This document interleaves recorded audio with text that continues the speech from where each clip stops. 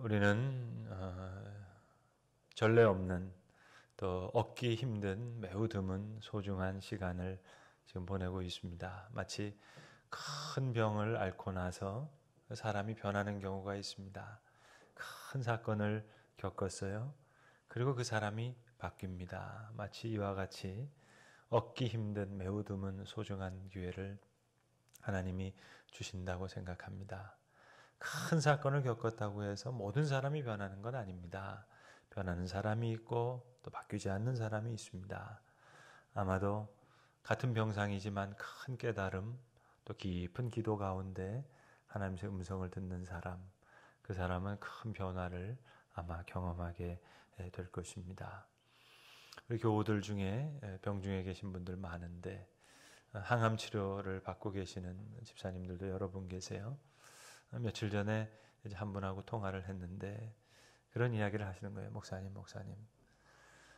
오늘은 이상하게 잠에서 일어났는데 막 100m를 막 다름질할 수 있는 그런 느낌이 드신다는 거예요. 여러분 항암 치료가 얼마나 힘들다는 거 아시죠? 주변에서 간접적으로나마 아마 보셨을 겁니다. 기운이 다 빠지는데 왜 집사님은 이런 말씀을 하실까? 그래서 제가 집사님 요즘 제 마음도 그래요. 제가 그랬습니다. 네, 기도가 깊어지면 회개가 깊어지면 감사도 함께 깊어집니다. 빈 예배당에서 찬송하고 기도하지만 내 마음은 더 풍성해지고 아마 그 집사님도 같은 마음이었겠죠. 하나님 앞에 다시 깊게 기도하면서 하나님이 계속 더 가까이 느껴지는 그런 기분 말입니다. 깊은 깨달음도 없고 내가 영적으로 다시 살아난 것 같아서 정말이지 100m도 함께 다시 달릴 수 있을 것 같다 하는 그런 표현 말입니다. 마가의 다락방은 교회의 출발이었습니다. 예수님 함께 계실 때 마가의 다락방은 너무 좋았습니다. 여러 제자들과 함께 왁자지껄. 12제자뿐만 아닙니다. 막달라 마리아와 같은 여인들이 모여서 애찬을 준비하고 음식을 준비하고 또 그 마가의 다락방에서 예수님 많은 말씀을 주시고 함께 떡을 떼고 또 포도주를 함께 나누었습니다. 그런데 이 마가의 다락방은 희로애락이 다 담긴 그런 장소였습니다. 예수님이 승천하신 후에 약속한 성령을 기다리라 했을 때 120명의 성도들이 함께 모여서 기도하는 가운데 성령의 임재를 경험한 그런 장소이기도 했습니다. 또 사랑하는 베드로가 옥에 갇혔을 때는 저들은 두려움과 불안 가운데 모여서 기도하다가 하나님의 큰 역사를 경험하면서 베드로를 반갑게 맞아들이기도 했던 그런 곳이었습니다. 그런데 이 예루살렘 교회의 뿌리가 되는 마가의 다락방, 이제 많은 핍박 사건을 통해서 또 여러 전도와 선교의 그런 부르심 때문에 이제 예수님의 제자들은 뿔뿔이 흩어지게 됩니다. 예루살렘에 머무를 수가 없습니다. 다른 곳을 찾아가게 됩니다. 그리고 예수님 승천하신 후에 예수님이 너무 그리워집니다. 너무 보고 싶습니다. 그래서 사람들은 예수님의 육신의 동생인 야고보를 중심으로 해서 예루살렘 교회를 이루게 됩니다. 아마 마가의 다락방이 중요한 모임 장소였을 겁니다. 자, 이제 예수님의 육신의 동생인 야고보가 예루살렘 교회를 이끌어가고 있습니다. 이 야고보에게 여러 가지 이 모양 저 모양의 믿음의 도전이 다가오게 됩니다. 예수님 계실 때는 자기가 고민할 필요가 없었어요.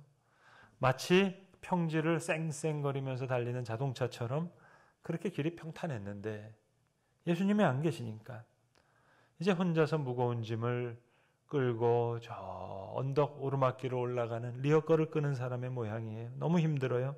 밖으로는 핍박도 있고 안으로는 정말 믿음이 뭔지를 모르겠어요. 머릿속으로만 맴맴 돌고 말입니다. 행동으로 나타나질 않습니다. 야, 어떻게 살아가는 것이 믿음의 생활인가? 고민도 많지만 할 수 있는 일이 없어서 그래서 성도들과 함께 모여서 기도하기 시작합니다. 사실은 그것밖에 할 수 있는 일이 없어요. 예수님의 동생일 뿐이지 달리다쿰 하면서 소녀야 일어나라 고칠 수가 있습니까? 오병이어를 가지고 5천 명을 먹일 수 있는 능력이 있습니까? 무리를 걸을 수도 없거니와 무리를 걷다가 빠지는 베드로를 건져낼 그런 힘도 없습니다. 예수님처럼 할 수 있는 일이 아무것도 없습니다. 그냥 예수님의 동생일 뿐이에요. 아무것도 할 수 있는 일이 없어서 게다가 예수님의 제자들은 뿔뿔이 흩어졌어요. 하는 수 없이 사람들이 예수님을 그리워해서 예수님의 동생을 대신 지도자로 세운 것뿐이에요. 그러니까 함께 모여서 기도할 수 있는 밖에는 할 수 있는 게 없어요. 그런데 이상하게 힘이 생기는 거예요. 위로를 얻는 거예요. 믿음 가운데 깨달음도 얻는 거예요. 병든 자를 위해서 함께 모여서 그저 안타까운 마음으로 기름을 바르고 기도한 것뿐인데 서로 함께 모여서 서로 죄를 고백하며 기도했는데 마치 예수님께서 가까이 계시는 것 같아요. 이걸 경험하는 거예요. 저는 오늘 개인적으로 야고보 사도가 하시는 말씀 중에 이런 마음이 느껴집니다. 왜 오늘 본문을 쭉 써내려가다가 야고보가 엘리야의 이야기를 끼워 넣었을까?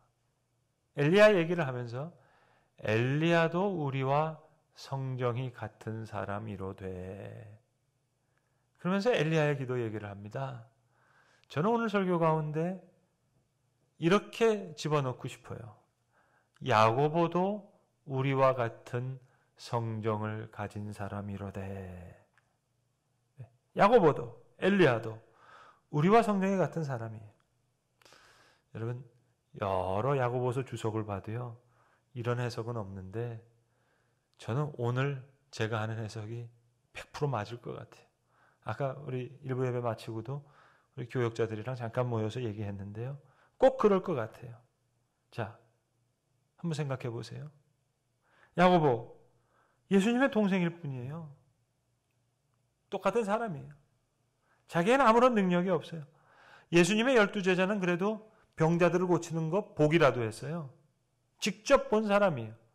자기는 전해 들은 사람이잖아요.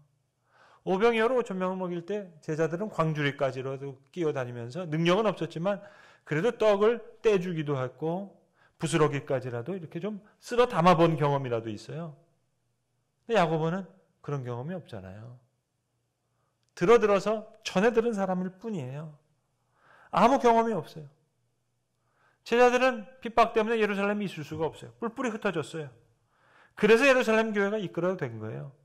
그러니까 기도밖에는 방법이 없는 거예요. 죄를 회개하면서 기도하다가 간절히 회개하면서 기도하다가 의인의 간구에 의인의 간구란 것은 회개하는 자의 기도라는 말이겠죠. 역사하는 힘이 있다. 이걸 느낀 거예요. 오늘 봉사자 없이 교역자들 중심으로 예배하는데 제가 아까 교역자들과 함께 얘기하면서 나눈 얘기가 그겁니다. 우리 1부, 2부, 3부, 4부 함께 이런 마음으로 기도했으면 좋겠다. 전례 없는 일을 경험하고 있잖아요. 신학교 다 다니시는 분이고 졸업하신 분들이세요. 그러나 신학교 교수님들 많은 수업 듣고 배웠지만 이런 일은 처음 경험해보는 일이잖아요. 예수님의 동생 야고보도 난감한 일 아니었겠냐. 예수님의 동생인데 들은 바가 없어요. 배운 바가 없어요. 직접 경험한 바가 없어요. 달리다쿰 이 능력이 없어요. 무리를 걸을 수도 없고 무리를 걷다가 빠진 베드로를 건질 수도 없어요. 할 수 있는 일이 유일한 길이 회개하고 기도하고 그저 비름 바르면서 긍휼을 구하면서 기도하는 것 그거밖에 없는 거 아니겠는가. 그런 생각을 나눴습니다. 그리고 그 경험을 오늘 예수님의 동생 야고보가 흩어져 있는 교회들에게 편지하는 거예요. 유다와 사마리아와 로마 제국 이곳저곳에 흩어져 있는 여러 교회들에게 흩어져 있는 믿음의 무리들에게 권면하는 겁니다. 아무것도 몰랐어요. 예수님 안 계시니까 대신이라도 뭘 하긴 해야 되겠는데 할 수 있는 일이 없어요. 그저 회개하고 기도한 것뿐이에요. 믿음이 시련을 당하기도 해요. 고난 중에 믿음이 흔들리기도 해요. 근데 어떻게 하죠? 고민하면서 애쓰면서 소망 중에 인내하면서 형제들을 돌봤어요. 그런데 놀랍게도 믿음의 역사가 나타나기 시작하는 겁니다. 이 경험을 나누는 거예요. 고난당하는 자가 있느냐? 저들은 기도할 것이요. 즐거워하는 일이 있느냐? 하나님 앞에 찬송할 것이다. 병든 자가 있느냐? 교회대 장로를 청해서 함께 기름을 바르면서 기도할 것이고, 그러면 병든 자가 낫기도 할 것이고 너희가 죄사함을 얻기도 하실 거다. 그러므로 너희는 서로 죄를 고백하며 병 낫기를 위해서 서로 기도하라. 이것밖에 할 수 있는 일이 없어요. 근데 놀라운 일을 경험하게 되는 겁니다. 우리는 그동안 경험하지 못했던 너무 소중한 일들을 경험하고 있어요. 전례 없는 일이지만 그러나 성경과 역사 속에 길이 있습니다. 많은 값을 치르고 얻은 깨달음이에요. 앞으로도 더 얻겠죠. 그러니까 잠깐 지나가는 그런 깨달음이 돼서는 안 되겠습니다. 미국도 유럽의 여러 나라도 뭐 확진자가 나타나는 거니까 이거 다 겪는 거지. 아니요. 우리에게 특별히 주시는 무궁무진한 메시지가 있잖아요. 성경 속에, 역사 속에 길이 있잖아요. 마스크 하나를 놓고 봐도 그래요, 여러분. 이거 잘 준비해야지. 그래서 어떤 분들은 월화수목금 1, 2, 3, 4, 5, 6, 7, 8, 9, 10, 토, 일 뭐 이렇게 하면서 마스크 잘 얻습니다. 그것도 중요하죠. 그러나 여러분, 어찌 보면 그 손을 가지고 두 손을 모아서 하나님 앞에 기도하는 거예요. 마치 하나님의 명령같이 느끼는 사람이 있습니다. 너무 많이 함부로 말했거든요. 함부로 말 내뱉거든요. 가짜뉴스 퍼나르던 그 입 좀 다물라. 그런 하나님의 명령처럼 느껴져요.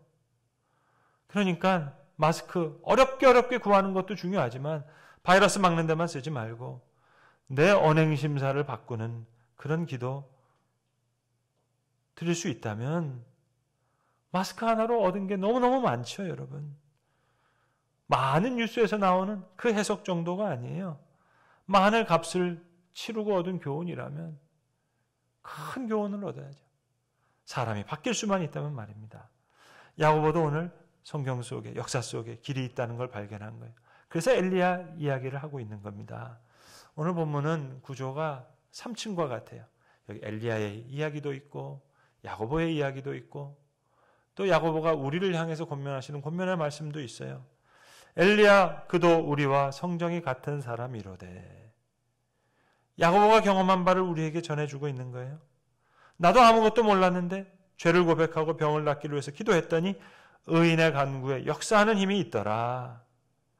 엘리야도 다시 기도할 때에 하늘에서 비가 내리고 땅에 열매가 맺혀졌는데 그 엘리야도 우리와 성정이 같은 사람이었는데 그 간구에 힘이 있었는데 여러분 엘리야만의 증언은 아닐 겁니다. 야고보만의 증인이 야고보만 증인되는 거 아닙니다. 우리도 증인될 수 있어요. 아니 마스크 하나 놓고 기도하다가 내 간사한 혀와 내 더러워진 입술과 모든 죄를 고백하면서 내가 바뀌었다면, 내 심령이 바뀌었다면, 내 인격의 변화가 있었다면 회개하는 의인의 간구, 역사하는 힘이 크죠. 평생 몇십 년 동안 못 바뀌었는데 어떻게 바뀌었죠? 죄를 고백하면서 병을 낫기를 기도하는 가운데 의인의 간구, 역사하는 힘이 크죠. 우스갯 이야기입니다. 그런데 실화예요. 정말 있었던 실화예요. 어떤 집사님이요. 소화가 안 돼가지고 약국에 소화제사로 갔대요. 근데 약국이 좀 멀어서 길을 좀 멀리 걸어가는 가운데 이런 생각, 저런 생각이 나더랍니다. 가만히 있어보자. 내가 배 아팠던 게, 이 소화가 안 되는 게, 이게 오늘 내일 문제가 아니, 어제 오늘의 문제가 아니고 꽤 됐던 것 같은데 가만히 있어보자. 이게 그냥 소화불량이 아니라 혹시 암은 아닐까? 혼자 생각하는 거예요. 병원도 안 가고. 만약에 이게 암이라면은, 그 위암 수술 힘들 텐데. 막 생각했대요. 그럼 위암 수술을 받고 나면 항암 그 치료 받아야 될 텐데. 그러면 머리가 홀라당 빠질 텐데. 그래서 약국에 소화제 사러 가다가요. 모자 사가지고 왔다는 실화입니다. 실화. 여러분. 거꾸로 바꿔볼까요? 얼마든지 가능하겠죠.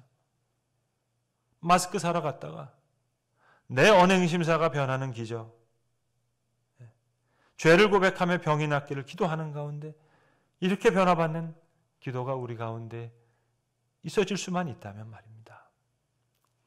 아프리카의 성자라고 하는 알버트 슈바이처 박사가 아주 어린아이였을 때 이러합니다. 어린 알버트가 잠자리에 이렇게 들면 슈바이처의 엄마가 와서 머리맡에서 침대맡에서 이제 손을 얹고 아들을 위해서 기도해 줬다는 거예요. 하나님, 오늘 알버트 하루 종일 건강하게 하시고 잠자리에 들었습니다. 잘 쉼을 얻게 하시고 잘 잔 후에 내일 아침 일어나서 또 힘차게 잘 살아갈 수 있도록 그렇게 도와주세요. 그리고 엄마가 간절히 슈바이처를 위해서 기도하고 문을 닫고 나가면 그때 비로소 슈바이처는 자기 침대에서 나와서 다시 침대 앞에 무릎을 꿇었다는 거예요. 자기는 자기를 위해서 기도하는 엄마가 있는데 오늘 들과 산으로 뛰어다니면서 놀 때 보니까 거기 있었던 꽃, 나무, 뛰어다니는 토끼, 사슴을 위해서 기도해주는 사람은 한 사람도 없는 것 같아서 어린 슈바이처는 그 나무, 꽃, 토끼, 사슴의 이름을 불러가면서 다시 기도했다는 겁니다. 남다른 기도 아닙니까, 여러분? 오늘 본문에도 다시 기도하니 라는 본문이 나와요. 엘리야가 기도했더니 3년 6개월 동안 가뭄이 있었고 다시 기도하니 하늘이 비를 내리고 땅에 열매를 맺게 해주셨다. 그런 기도가 이루어질 수 있는 다시 오기 힘든 절호의 기회를 우리가 얻고 있습니다. 어린 슈바이처처럼 기도를 받았지만 그 기도의 자리에서 다시 내려와서 다시 시작할 수 있는 기도가 있다면 얼마나 고마운 일일까요? 이번 사태를 통해서 우리가 얼마나 비루한 존재임을 그대로 보여주셨어요. 계속해서 하나님 우리에게 보여주시고 계세요. 우리 인간은 너무 간사하고 교만해서요. 뉴스 뒤에 엄청난 우리의 우상을, 금송아지 같은 우상을 숨길 때가 너무 많습니다. 이단이 기생충과 같다면 우리는 그 토양을 많이 제공했어요. 숙주의 역할 많이 했어요. 물론 억울한 측면이 많이 있죠. 속도 많이 상하는 일 많이 당하죠. 그러나 아차 싶은 순간들도 많아요. 오늘도 우리가 교회가 온라인으로 예비하고 그리고 잠시 멈춤, 사회적 거리두기 동참하면서 대구 경북 지역에 성금을 보내는 거 이런 거 귀한 일이죠. 그러나 눈에 보이는 수치, 측정 가능한 규모 그런 선행으로 우리는 이단과 다른 공교회의 공공성을 실천한다. 그렇게 쉽게 퉁쳐버릴 수 있는 일이 아닙니다.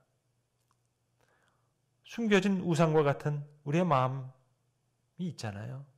2번 아니라 하나님 앞에 7번 땅에 엎드려 용서를 빌어야 할 비역사적이고 탈사회적이고 그저 나 하나만을 생각했던 이런 어려운 와중에서도 서로 혐오하고 또 차별하는 그런 우리의 신앙의 사적 면모는 없었던가. 너희는 떡으로만 살 것이 아니오 라고 하셨는데 떡으로만으로도 충분히 살 수 있다고 생각했던 순간들. 무궁무진한 메시지를 주시는데도 우리는 그저 뉴스의 헤드라인 뒤에 우리의 많은 잘못들, 숨겨진 우상들을 너무 교묘하게 숨길 때가 많습니다. 아차 싶은 거죠, 여러분. 십자가에 못 박으라 외쳤던 군중들. 자기가 하던 말 무슨 말인지 아마 몰랐을 겁니다. 무시하고 차별하고 혐오했는데 이제는 입장이 바뀌었어요. 심은 대로 거두게 하신다는 하나님의 준엄한 말씀을 다시 생각하는 그런 시기입니다. 그렇다면 하나님, 우리는 바이러스보다 더한 죄악의 확진자입니다. 양성입니다. 하나님이 검진해 주시는 그런 시간인지도 모르겠어요. 다음 주일 저희 교회 창립 10주년 기념주일인데 너무 감사해요. 개인적으로도 감사하고 교회적으로도 감사하고 하나님께서 너무 소중한 기회를 주시는구나. 아마 우리 교역자들은 더 느낄 겁니다. 예배를 드린다는 표현이 적절한 표현일까? 예배를 허락하신다는 표현이 더 옳은 표현은 아닐까? 그런 생각도 들고요. 우리의 죄 때문에 당신의 성전도 스스로 무너뜨렸던 주님, 진정한 예배 앞에 우리의 예배의 자리를 다시 정돈하는, 주님의 임재를 기다리는 성도의 심령에 좌정하시옵소서. 그렇게 기도하게 되는 주님의 이름이 이곳에 있습니다. 하나님에 대한 갈망, 하나님 나라에 대한 열망, 다시 검진하게 되는 거죠. 양성인지 음성인지. 하나님, 우리 가운데 무서운 죄악이 숨겨져 있었습니다. 큰 우상, 우리가 숨기고 있습니다. 숨기려고 하지만 우리 양성입니다. 확진자입니다. 이런 더 큰 영적인 질병을 가지고 있었습니다. 차라리 그렇게 고백할 수 있는 귀한 기회, 심은 대로 거둔다 하셨는데 하나님, 하나님에 대한 갈망, 마치 세겜에서 살던 야곱처럼, 야곱 그렇게 은혜 받았는데요, 세겜에서 살면서 하나님 다 잊어버렸어요. 하나님에 대한 갈망 없었어요. 그래서 가족들을 다시 불러 모으잖아요. 그 불러 모았던 순간이 뭡니까? 세겜에서 세겜 사람들이 자기를 죽이려고 하니까 그 두려움과 불안 앞에서 야곱이 비로소 마음을 바꾸는 거예요. 베델로 올라가자. 가족들이 가지고 있었던 장신구 다 상수리 나무 앞에 묻고 그리고 베델로 올라가자. 그렇게 얘기합니다. 비로소 다시 기회를 얻는 거예요. 예배가 멈춰질 때 예배가 보입니다. 교인이 보이지 않을 때 교인이 다시 생각납니다. 교회 오지 않으니까 교회가 뭔지를 알겠어요. 차 타고 쌩 하고 지나가던 길, 그것도 물론 길이죠. 근데 차에서 내려서 걸어가고 보니까 전혀 다른 길 같아요. 어떤 길이 진짜 길일까요? 차 타고 싹 지나갔던 길도 길이고 걸어서 지나간 도 같은 길이죠. 그러나 차 타고 빨리 지나갔던 길보다 천천히 걸으면서 다시 바라보는 길, 더 확실한 길이죠. 조지 워싱턴 카바라고 하는 유명한 흑인 박사님이 계셨는데 그분의 별명은 땅콩 박사입니다. 땅콩을 가지고 연구를 해가지고 땅콩에서 무려 수백 가지의 그 물질들을 추출해낸 분이었어요. 그래서 이분은 미국 국회까지 초청을 받아서 여러 국회의원들 앞에서 이렇게 강연도 하고, 그래서 오래전에 남부의 그 목화밭을 이분의 얘기를 듣고 사람들이 다 갈아엎고 땅콩을 심기도 하고 그랬었답니다. 그런데 한 해 큰 병충해가 있어서 그 땅콩밭이 다 망가지고 말았어요. 큰 일을 겪었습니다. 왜? 자기 말을 듣고 사람들이 다 목화밭을 갈아엎고 땅콩밭을 심었는데 땅콩이 이렇게 병충해가 되니까 얼마나 답답했겠어요. 그래서 한밤중에 밖에 나가가지고 하늘을 보면서 막 외쳤답니다. 하나님, 하나님, 도대체 왜 이런 일이 있습니까? 그랬더니 하나님께서 조지 워싱턴 카바를 향해서 그렇게 얘기하시던 것 같더래요. 조지야, 너 질문이 너무 크다. 그러더래요. 다시 이 카바 박사가 하나님, 그럼 왜 저를 만드셨습니까? 그렇게 외쳤대요. 그런데 또 음성이 들려오는 거예요. 야, 아직도 질문이 너무 크다. 그래서 주머니에서 땅콩 몇 개를 꺼내가지고 하나님, 그럼 이 땅콩은 왜 만드셨습니까? 그러니까 비로소 하나님께서 얼커니 이제 제대로 질문했다. 그래, 내가 왜 땅콩을 만들었을까? 네가 다시 한번 살펴봐라. 그 이야기를 듣고 다시 연구실로 들어와 땅콩을 현미경에다가 대면서 하나둘 다시 연구를 했다는 겁니다. 우리는 때로 질문이 너무 커요. 중국이 어떻고, 일본이 어떻고, 정부가 어떻고, 이단이 어떻고. 땅콩 왜 만드셨습니까? 그렇게 다시 물을 겁니다. 새로운 역사가 다시 시작될 겁니다. 그래서 오늘 본문 가운데 마지막 절에 다시 기도하니, 엘리야의 기도를 설명하면서 엘리야가 기도했는데 또 다시 기도하니, 저는 오늘 본문을 쭉 읽으면서요, 13절부터 18절까지 쭉 읽으면서 계속해서 본문 가운데 이제 설교 제목을 잡아야 되니까 몇 구절이 이렇게 한 세 가지가 지나가는 거예요. 오늘 제목으로 잡았던 죄를 고백하며 병이 낫기를, 그런 구절도 지나가고, 또 하늘이 비를 땅이 열매를, 이런 구절도 지나가고, 또 읽을 때는 다시 기도하니 이런 구절도 지나가는 것 같고, 여러 긴 본문이지만 마치 한편의 식구처럼 세 가지 식구가 이렇게 떠올려지는 거예요. 죄를 고백하며 병이 낫기를, 하늘이 비를 땅이 열매를, 다시 기도하니. 여러분 평생을 살면서 얻을 수 없는 매우 드문 기회를 우리가 얻고 있는 줄로 아는데, 죄를 고백하며 병이 낫기를, 또 다시 기도해서 하늘이 비를 땅이 열매를 얻는 그런 소중한 기회를 받아 누리는 주의 사람으로 온전히 서게 되기를 기도합니다. 기도하겠습니다. 아버지 하나님, 예수님의 동생일 뿐이어서 예수님도 안 계시고 예수님의 제자들도 없었기에 남아있던 야고보가 교회를 이끌면서 기도할 수밖에 없었고 회개할 수밖에 없었는데, 그 인의 강구에 역사하는 힘이 있다는 것을 알게 됐습니다. 엘리야도 우리와 성전과 같은 사람이로되, 야고보가 그렇게 이야기했던 것처럼 지금 야고보도 우리와 성정이 같은 사람일 터인데, 주님 죄를 고백하며 병이 낫기를 다시 기도하게 하시고, 엘리야가 다시 기도하여 하늘이 비를 내리고 땅이 열매를 맺었던 것처럼 지금 평생을 살면서 얻을 수 없는 매우 드문 기회 소중히 받아 누리는, 그리하여 새롭게 변화받는 주의 사람으로 살게 하시옵소서. 우리 주 예수 그리스도의 이름으로 기도합니다. 아멘.